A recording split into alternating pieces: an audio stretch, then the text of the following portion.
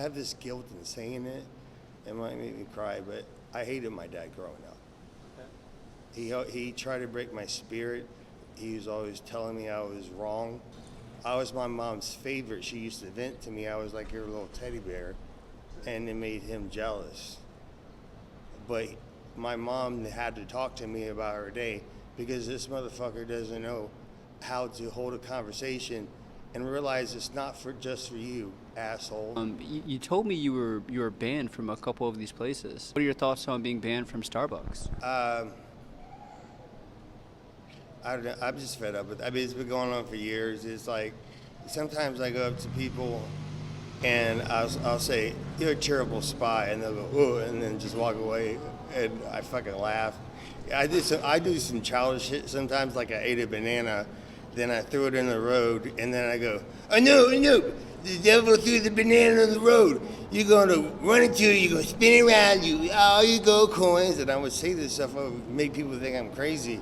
But what I was really wanting to do is to like cause chaos so something else could come in, like raise up the energy as a whole by doing something really brave or dumb as hell or stupid. Okay. And so do you want other people to like participate in this chaos you're trying to cause? I want to learn how to deal with it. How do you think strangers should treat you or treat each other in general? That's actually the easiest question, the golden rule: treat others as you want to be treated. They could have left it at that. They could have made a Bible that just said that, and that would be the one true religion. A lot of people can't handle it initially. What do you mean this isn't real? What do you mean what's not real? Life is not real? What do you mean? No.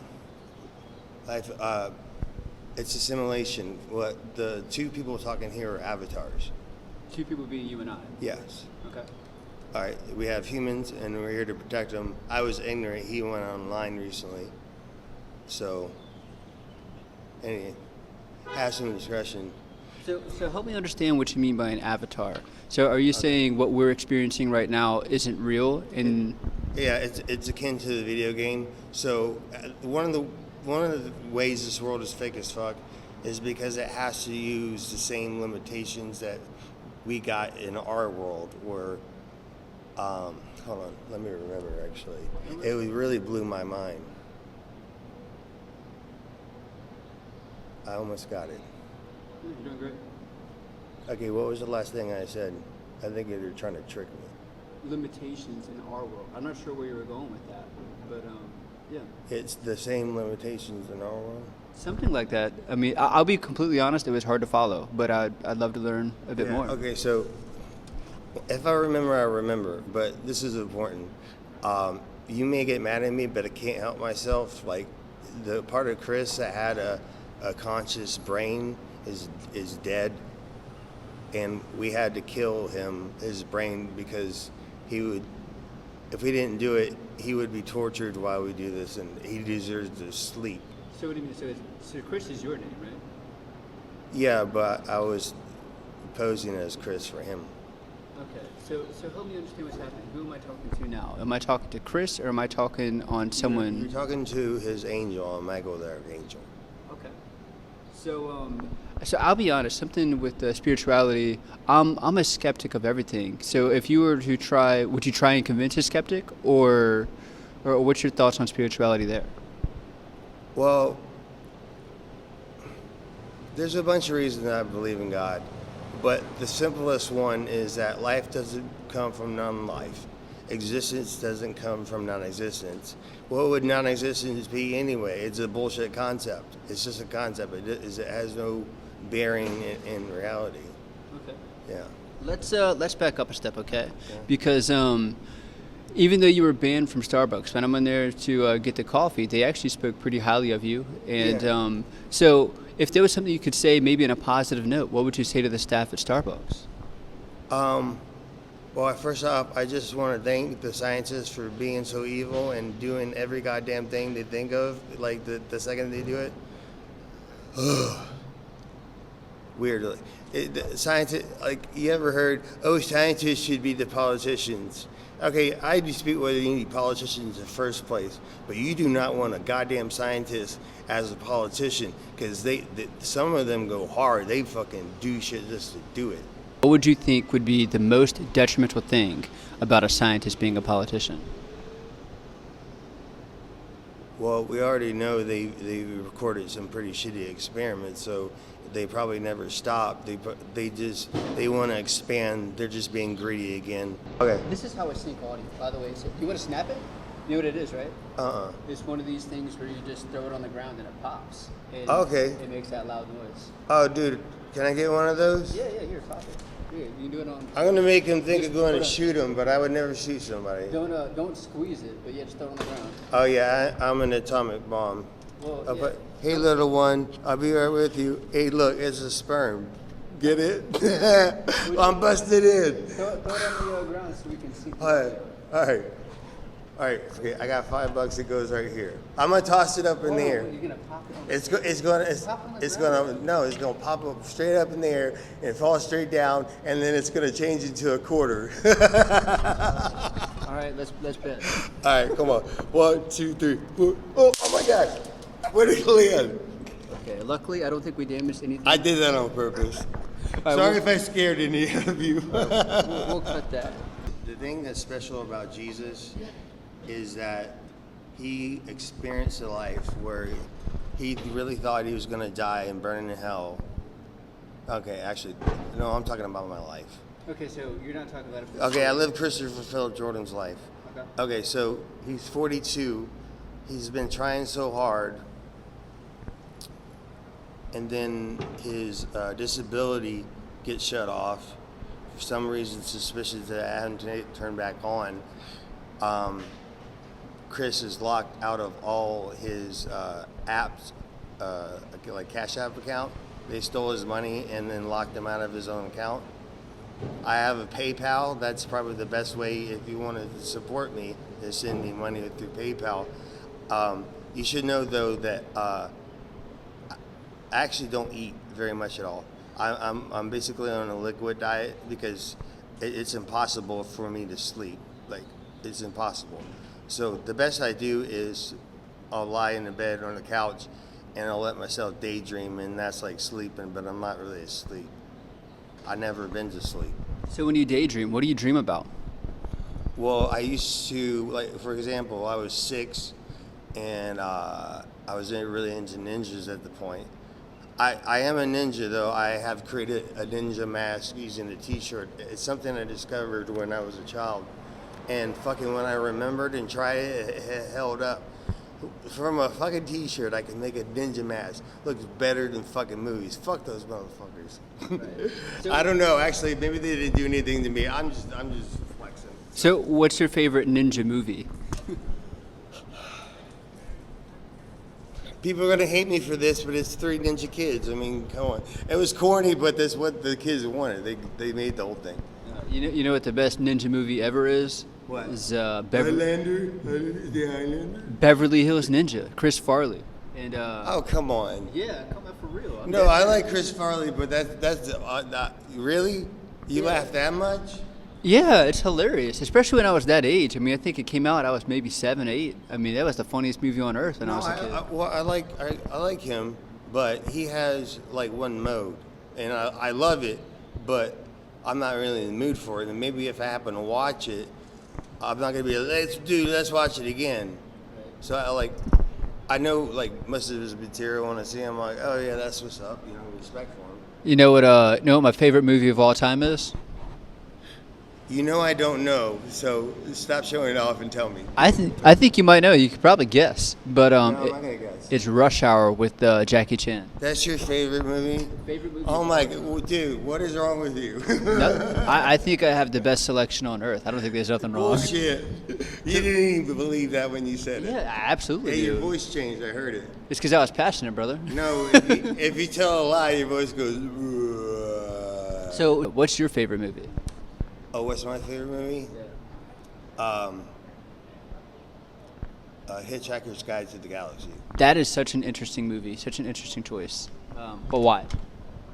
Because I never felt at home here, or accepted in my life.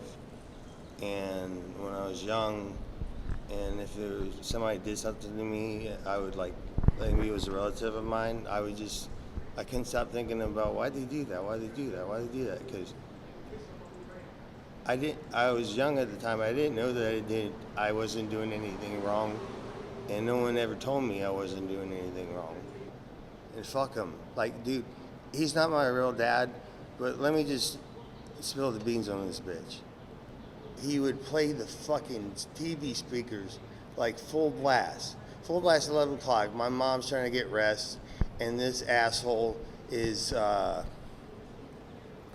playing his music as loud as possible. like, how disrespectful is it? Where do you see yourself in 5 years from now?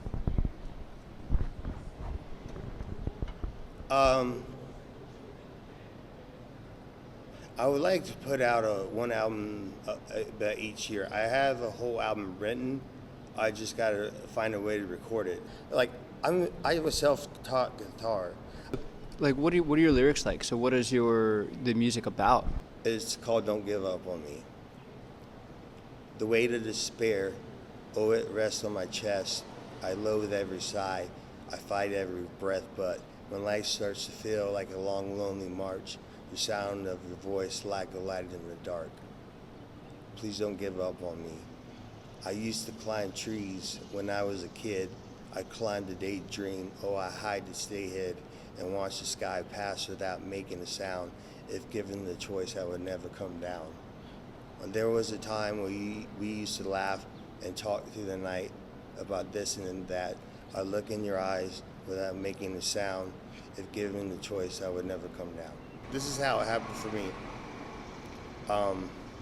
There's a song by Sturgill Simpson called "I Don't Mind," and one of the lines is, I'll just sing it actually. I believe that I found God about the same time that I found you. All that stuff about heaven and angels, well, I know now that it's all true. That's enough for now. That sounded great, brother. I know. That sounded good. I want to get a guitar in your hands. Oh, bro. Well, let's make it happen. If you can get a guitar in 15 minutes, let's I do it. can't. I'm the magic man. Oh, you're the I can make tattoos disappear and reappear in my body. Thank you for letting me make jokes at the end. Like, dude, I was so depressed and like suppressed and depressed by these medications that I didn't notice that I didn't smile or laugh for 2 fucking years. I didn't notice that. Isn't that fucked up? Well, how do you feel now? Honestly, Like it's like waking up. Like, I can't even imagine being sad. Right. Is that something that's kind of you're feeling now? You're feeling human right now, right? I know the medication can kind of make you feel. I am feeling human, but the reason is because I wasn't human. I'm not human. I'm an angel. But like, the thing I want the most in the world is to live a man's life, like just at least once. He wants to live a mortal's life because Michael, the archangel, has always had to fight God's battles. He's never ever gotten a break. He's never slept in his life. The gift that he's going to get when this is all done is he's going to be able to sleep for the first time and see how great it is, because the dreams that he had were fake. Like, they were fucking with him. Let me tell you something too. So number one, I'm proud of you, brother, and I appreciate you for talking to me. Dude, I'm not bragging about myself, but maybe this is God, a sound of the call. I was just out the other day. He said, "Let the dead bury the dead." So I realized at that moment, if Jesus didn't let somebody bury their dead, I better not goddamn well fucking go back to my house and continue in that cycle of thinking this is real and pack up this extra stuff. No, I just said, I'm leaving, I'm giving everything away, and I'm following Jesus. All right? That's what I'm doing. Following Jesus, giving up everything, following Jesus. Okay, this comes to what I really want to talk about, because it's related to my shit, but in hindsight of what hurt me, this is more important.